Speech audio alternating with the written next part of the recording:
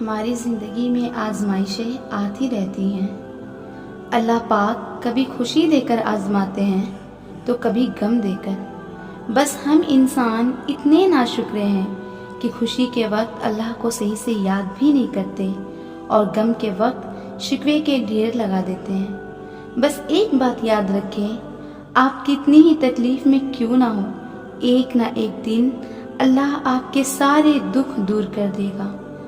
آج میں ایک ایسی لڑکی کی اسٹوری شیئر کر رہی ہوں جو بہت آرام اور سکون سے اپنی زندگی گزار رہی تھی، لیکن پھر ایک دن اسے سخت آزمائش سے گزرنا پڑا، لیکن اس نے ہمت نہیں ہاری بلکہ اللہ سے دعا کرتی رہی اور اللہ نے اسے بہترین صلہ بھی دیا۔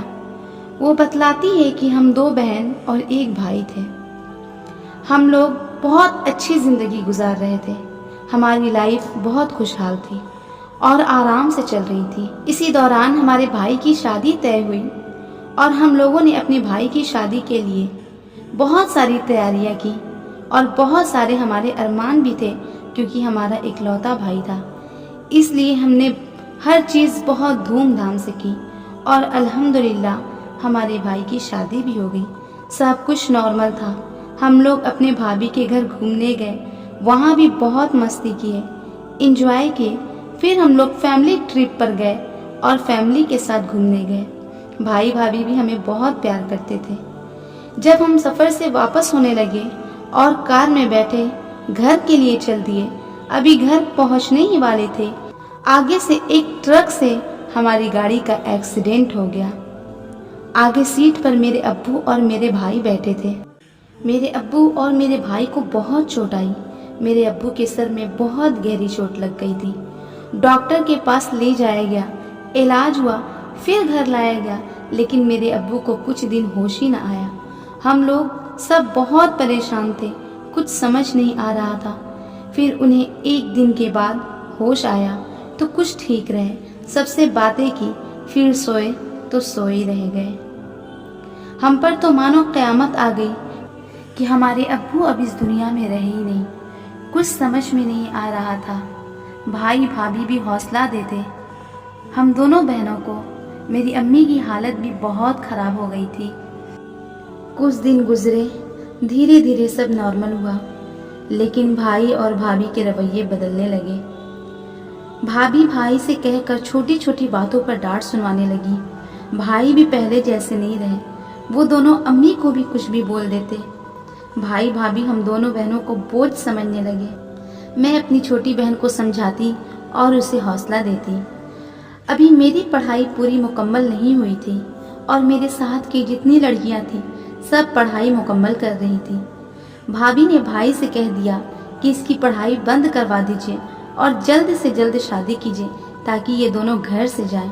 میرے بھائی میرا رشتہ ڈھونڈنے لگے۔ میں نے انہیں بہت منع کیا کہ ابھی میری شادی نہ کریں، میری پڑھائی مکمل کروا دیں، لیکن پھر بھی میرے بھائی نہیں مانے۔ کبھی کبھی مجھے اتنا رونا آتا کہ میں اللہ سے شکوہ کرنے لگتی۔ کبھی کبھی میں اپنے ابو کو یاد کر کے بہت زیادہ روتی تھی، اللہ سے دعا کرتی، یا اللہ میری زندگی کیا سے کیا ہو گئی، اے اللہ مجھے اس آزمائش میں کامیاب کیجیے۔ مجھے کچھ سمجھ نہیں آ رہا۔ ادھر مجھے لڑکے والے دیکھنے آ گئے اور ان لوگوں نے مجھے پسند بھی کر لیا۔ میں اندر سے ٹوٹ چکی تھی کیونکہ میں ابھی پڑھنا چاہتی تھی اور ابھی میں کسی اور تعلق میں بندھنا نہیں چاہتی تھی، اور شاید میرے ابو رہتے تو وہ مجھے ضرور پڑھاتے۔ پھر میری منگنی بھی ہو گئی اور شادی کی ڈیٹ بھی فکس ہو گئی۔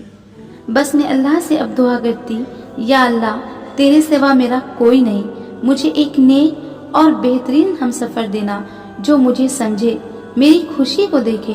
اور دیکھتے دیکھتے میرے نکاح کا دن بھی آ گیا۔ میری شادی ہو گئی اور میں اپنی بہن اور امی اور سب سے مل کر اپنے گھر واپس آ گئی اور اپنی بہن کو سمجھایا کہ امی کا خیال بھی رکھے۔ جب میں اپنے سسرال آئی اور سب سے ملی، اپنے شوہر سے ملی، کچھ دن گزرا تو الحمدللہ مجھے احساس ہوا کہ اللہ نے مجھے بہتر سے بہترین دیا ہے۔ مجھے ایسا شوہر دیا جو مجھے سمجھتا ہے، میری خوشی دیکھتا ہے، اور الحمدللہ اللہ نے مجھے ہر ایک چیز سے نوازا جس خوشی کے لیے میں ترس رہی تھی وہ ساری خوشیاں مجھے یہاں ملنے لگی۔